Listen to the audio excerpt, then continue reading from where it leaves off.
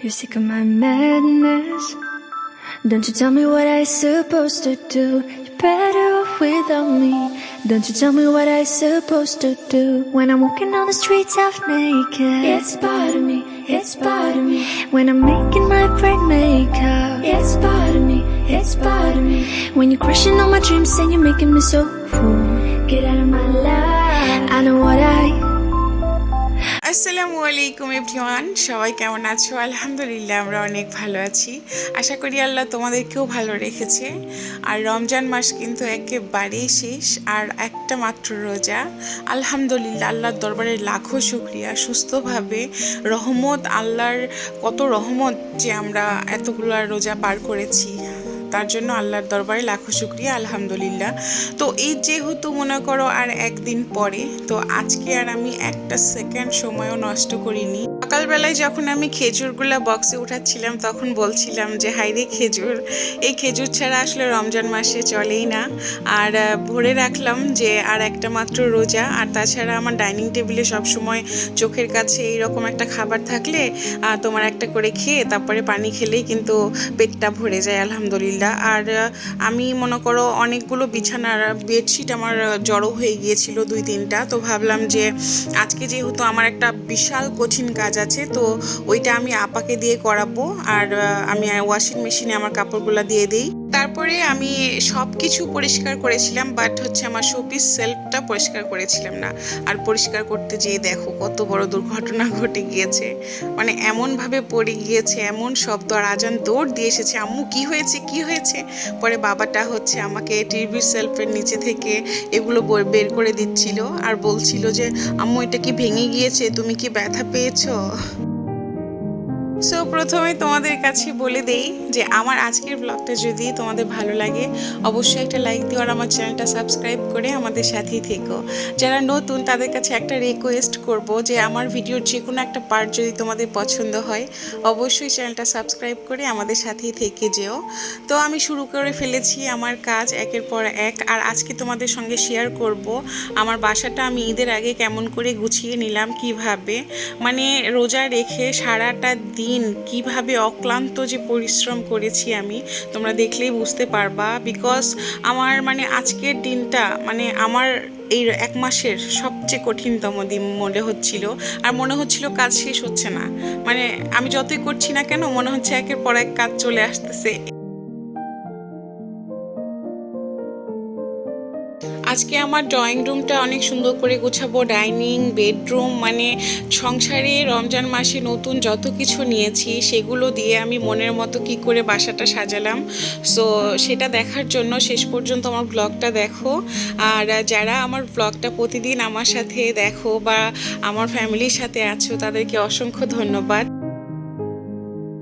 এই শোপিসটা যেহেতু হাত থেকে পড়ে গেল, তো আমি ভাবলাম যে আসলে কোথাও ভেঙে গিয়েছে কিনা, আমি দেখে মনে করো চেক করছিলাম। আর তাছাড়া এটা শুধু শোপিস না, তোমার আছে না যে রাজা বাদশাদের যেভাবে আগে তোমার শরবত বলো চা বলো ঢেলে দিত, সেই টাইপেরই কিছু। আর এটার ওয়েট কিন্তু মাশাআল্লাহ অনেক ওয়েট। তো আমার সব কিছু মুছামুছি কমপ্লিট, এখন আমি সাজাবো একের পর এক। তো আমি এটা সাজানোর সময় আমার না মিস্টেক হয়ে গিয়েছে, কেননা এটা সব সময় নিচের সেলফে থাকে, সেটা আমি ভুলে গিয়েছিলাম। কেননা এই যে মাছের যেই পাখনাটা আছে না, এটা আটকে যাচ্ছিল, তার জন্য আমি আবার ঠিক করছিলাম যে নিচেরটা উপরে নিয়ে যাচ্ছিলাম, উপরেরটা আবার নিচে নিয়ে আসতেছিলাম।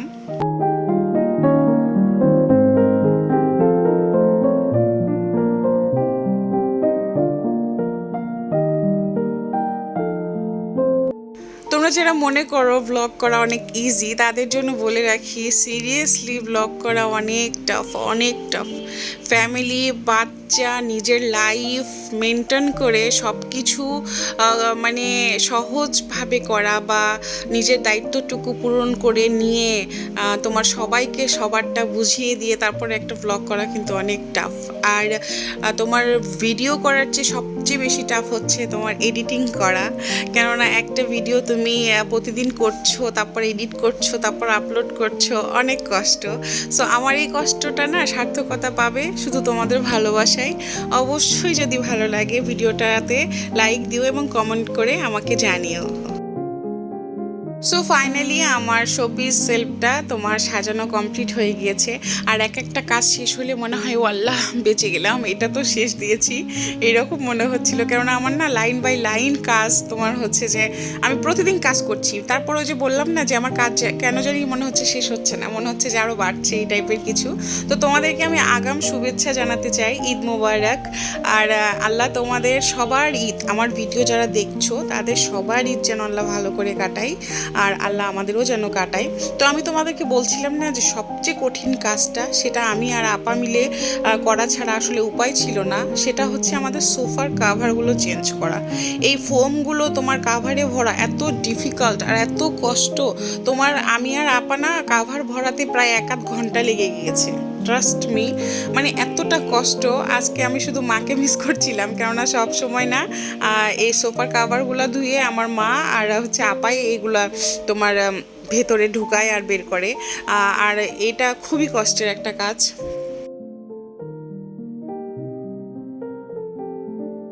আর একটা দিন যেহেতু বাকি আছে, তো ওদের বাবা তো বাজার করার ধুম পড়ে গিয়েছে, কেননা ঢাকা শহরে কাঁচা বাজার বলো, মাছের বাজার বলো, যেই বাজারই বলো, শুধু ঢাকা শহর না সব জায়গায়ই বন্ধ থাকবে।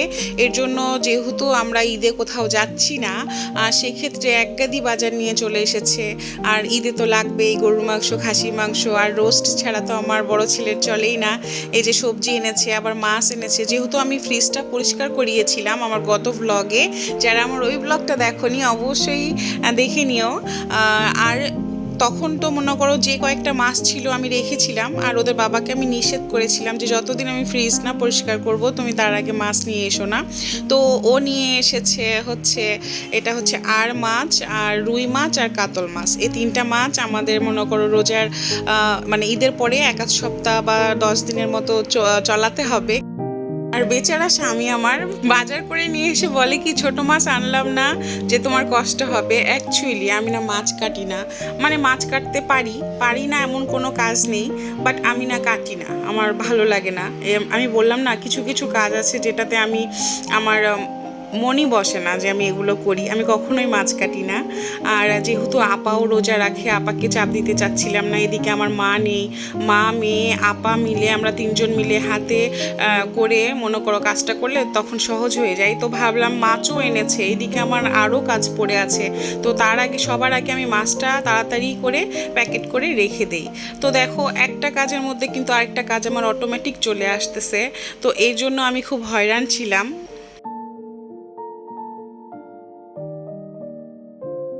মাছ উঠিয়ে রাখার পরে ভাবলাম যে আমি দুপুরের জন্য বাচ্চাদের আর মাছ রান্না করে দিই বেগুন দিয়ে।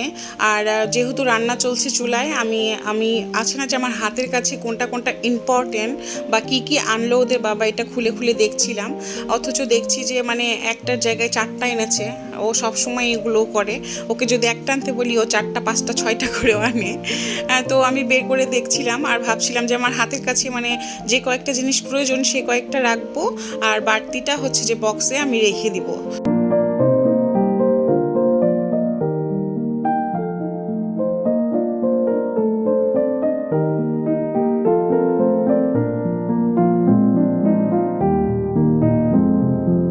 তো এই ফাঁকে তোমাদের সঙ্গে আমি ঈদের বাজারটাও শেয়ার করতে পারলাম। আর রান্না কিন্তু আমার চুলায়, রান্না বসিয়ে আমি রান্নাঘরে এগুলোই করছিলাম। তারপরে হচ্ছে এলাচ, লবঙ্গ আর দারচিনি বক্সে ভরে রাখলাম। আমি তো আমার ঈদের বাজার শেয়ার করলাম তোমাদের সঙ্গে। তোমাদের ঈদ বাজার হয়েছে কিনা সেটাও বলো। আসলে দেখো আমার ব্লগটা আমি তোমাদের সঙ্গে শেয়ার করি, আমি মনে করি তোমরা যারা আমার ব্লগ দেখো তারা আমার ফ্যামিলি মেম্বার। এর জন্যই আমি কিন্তু তোমাদের সঙ্গে এত কথা বলতে পারি বা জিজ্ঞাসা করি বা বলি যে হ্যাঁ কমেন্ট করে জানিও। তো এই ফাঁকে না ওদের বাবা নিয়ে এসেছে তোমার হচ্ছে ভেজা দুধের মিষ্টিগুলো। এগুলো হচ্ছে আমার শাশুড়ি বলো আমার 2 বাচ্চার খুব প্রিয়, তো আমি ভাবছিলাম যে তাদেরকে দেই, ওরা খাক।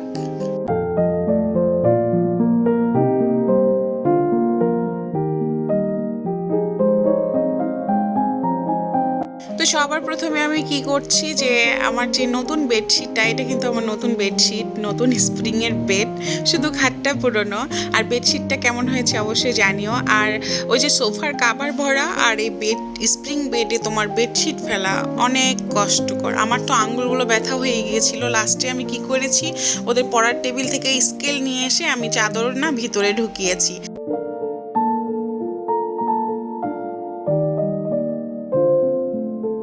এই আমার নতুন বেডশিট, নতুন বেডে এই রুমটা আমি এইভাবে সাজিয়ে নিলাম।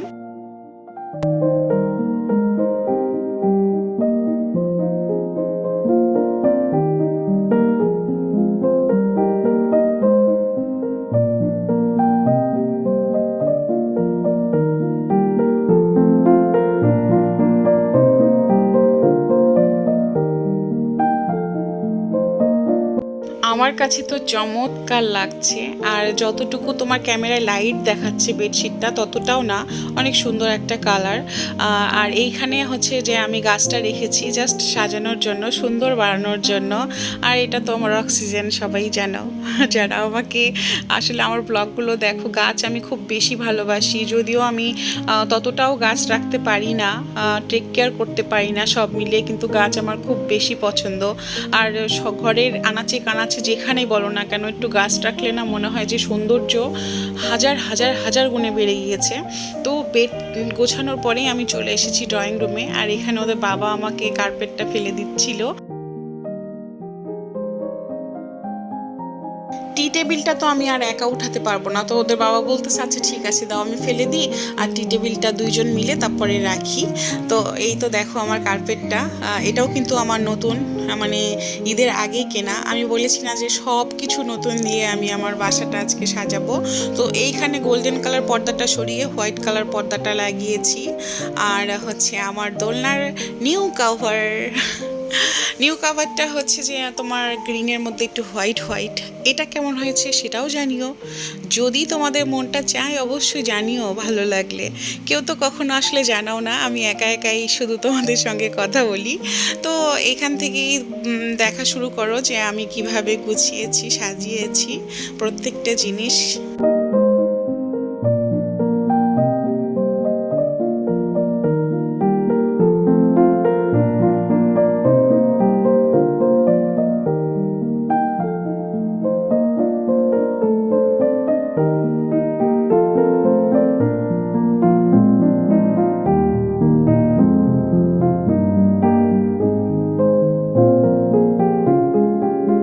সাজানোটা দেখাতে গিয়ে কিন্তু আমার লিভিং রুম ট্যুরটাও হয়ে গেল প্রায়। আমি কেননা তোমাদের সঙ্গে সব কিছুই শেয়ার করেছি, সো বেসিক্যালি এটা কিন্তু বলতে গেলে লিভিং ট্যুরও বলা চলে।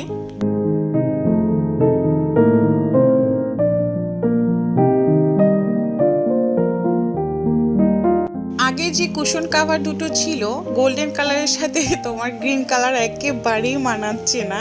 অ্যাকচুয়ালি আমরা যখন দোলনা বানাতে দিয়েছি তো কাপড় বেশি হয়ে গিয়েছিল, তাই উনি না কুশন দুইটা বানিয়েছে। তো ওদের বাবা বলতেছে আচ্ছা থাক কোনো সমস্যা নেই, এই দুইটা ভরে দেই আর ওই দুইটা খুলে রাখো। তো এর জন্যে আসলে রাখা। আর এইটা হচ্ছে আমার শো পিসের, টি টেবিলে রেখেছি শুধু সৌন্দর্যের জন্য। অ্যাজ ইউজুয়াল আমরা এখানে কখনোই রাখি না, কেননা দেখলেই তো পড়ে যায়। আর আমার বাচ্চা কাচ্চা সবসময় খেলাধুলা করে, ছোট ছোট বাচ্চা থাকলে বাসায় আসলে কিছু কিছু জিনিস না একটু সাবধানে রাখাটাই বেটার। তো আমার কার্পেটটা কেমন হয়েছে সেটাও জানিও। আসলে ঈদ উপলক্ষে আমি কোনো কার্ড বলো বা ক্যান্ডেল বলো কোনো কিছুই কিনে নিয়ে আসিনি। এই তোমার এই লাইটটা না আগে থেকেই ছিল। তো আর রেদওয়ান আমার বড় ছেলে আমাকে আইডিয়াটা দিল যে আম্মু এই লাইটটা তো তুমি দাওই নাই।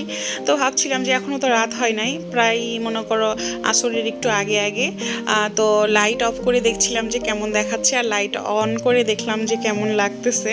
তো ওরা দুই ভাই খুব এক্সাইটেড, ও আম্মু আজকে তুমি এটা জ্বালিয়েই রাখবা, কি সুন্দর দেখাচ্ছে। মানে বাচ্চারা না অল্প কিছুতেই অনেক আনন্দ পায়, বা অল্প কিছুতে অনেক খুশি, অনেক ভালোবাসা খুঁজে পায়। এই জিনিসটা কিন্তু বাচ্চাদের মধ্যে অনেক অনেস্ট একটা জিনিস, অনেক পবিত্র একটা জিনিস। সো কথা না বাড়িয়ে আমি চলে এসেছি আমার ইফতারির আগে ডাইনিং টেবিলটা সাজানোর জন্য। সো আমার ডাইনিং টেবিলটা সাজানোর জন্য আমার কাছে যতগুলো তোমার হচ্ছে ট্রে ছিল, এটা হচ্ছে যে আমার বিয়ের আগের, এটা কিন্তু অনেক সুন্দর। ওদের বাবা কোথা থেকে কিনেছিল আমি জানি না। আর এইটা হচ্ছে আমি তোমার 2-3 মাস হচ্ছে নিয়েছি, এই ট্রেটা আড়ং থেকে নিয়েছি। এটাও কিন্তু অনেক সুন্দর। তো আজকে আমি ডাইনিং টেবিলটা ডেকোর করার জন্য তোমার হচ্ছে যে এটা ইউজ করব। আর আমার নিউ হচ্ছে ডাইনিং টেবিল সাজানোর এটা নিয়েছি, এটা কেমন হয়েছে অবশ্যই জানিও। আমি আসলে সবটার ক্ষেত্রেই বলতেছি কেমন হয়েছে জানিও, এক কথাই বলে দিও তাহলেই চলবে, আর না জানালেও কোনো সমস্যা নাই, বাট ভিডিওটা শেষ পর্যন্ত দেখো, আর অনেক কিছু বাকি আছে। তো এটা না ওদের বাবার খুব পছন্দ হয়েছিল, আর কালারটা না এত সুদিং কালার, মানে সামনাসামনি আরও অনেক সুন্দর। আমি যখন তোমার ডাইনিং টেবিলের এই ম্যাটগুলো কিনেছিলাম তখন 3টা কিনেছিলাম একসঙ্গে। তো একটা তো ইউজ করি, রাফ ইউজ করি, আর এইটা কখনো করি না, কেননা বাচ্চা বলো বা বড়রা বলো একটু তরকারির ঝোল পড়ে গেলেও না একটা দাগ হয়ে যায়। আর আমার মনে হয় যে এত সুন্দর একটা কালার ইউজ করব, নষ্ট হয়ে যাবে, গেস্ট যখন আসবে তখন ইউজ করাটাই আসলে বেটার। তো আমি এটা না ফেলতে যাচ্ছিলাম, হচ্ছিলই না, তখন আমাকে আজান হেল্প করছিল। আজান না অনেক হেল্পফুল, আমার সাথে সাথে থাকে, অনেক পিছে পিছে থাকে। মানে রেদওয়ান যেমন নিজের জগৎটা নিয়ে একটু বিজি থাকে আমার বড় ছেলে, আজান না সব দিকে তার চোখ আছে, বা কোথায় কি ঘটলো সব কিছু। তো আমি ম্যাটগুলো বিছিয়ে নিয়েছি, আর আমি এই তো আমার নিউ জুস যে জগটা কিনেছিলাম সেটা আজকেই ফার্স্ট টাইম ইউজ করতেছি, যেহেতু ইফতার করব। আর এইটাও কিন্তু নিউ জগ, এটাতে পানি নিয়েছি আর ওইটাতে ট্যাং তোমার রেখেছি। তো এটা আমি সাজিয়ে নিচ্ছি, শেষ পর্যন্ত দেখো।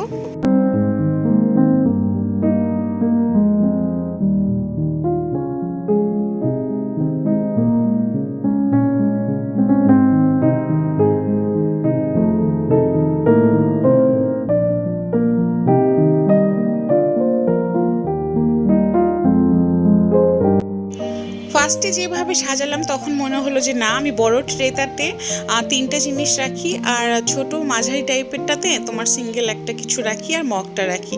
সো এইটা হচ্ছে যে আমার ডাইনিং টেবিলের নিউ লুক। আমার ডাইনিং টেবিলে যা কিছু দেখছো সব কিছুই নতুন, শুধু আমার এই অক্সিজেন গাছটা ছাড়া, আর হচ্ছে যে গ্লাস রাখার যে তোমার ওই যে কি বলবো এটাকে ঝুড়িটা ছাড়া, মানে আমি নামটা জানি না, এটা ছাড়া সবগুলোই নতুন। আর এই মগটা হচ্ছে ওদের বাবাকে আমি এক সময় গিফট করেছিলাম, এটাও আসলে পুরনো, মানে ভুলে গিয়েছিলাম।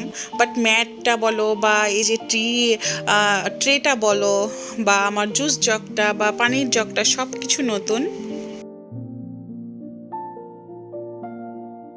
তবে আমি মনে করি নিজের কাছে কতটা ভালো লাগছে সেটা সবচেয়ে বেশি important.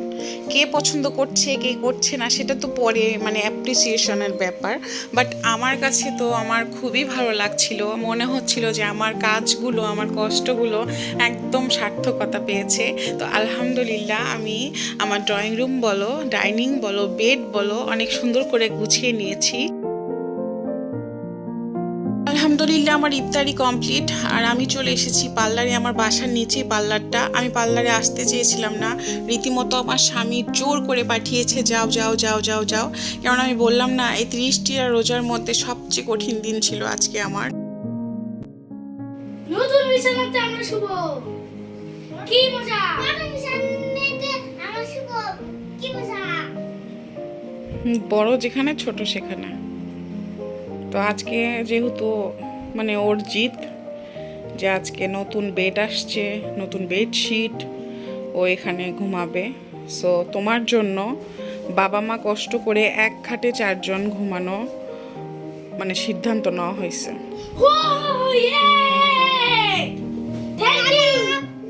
Thank you, thank you. সবাই আমাকে সাবস্ক্রাইব করো, সবাই আমাকে সাবস্ক্রাইব করো। তো 2টা বিচ্ছুকে নিয়ে এখন আমাদেরকে এক খাটেই ঘুমাতে হবে, মানে কি বলবো, বাবা মাকে নিয়ে ঘুমাবে যেহেতু। সো দেখা যাক, একটা রাত কষ্ট করে। এখন যার যার জায়গায় সে শুয়ে পড়ো। আজকে আমি রোজা রাখবো। ওকে, ঠিক আছে, আজানও রোজা রাখবে।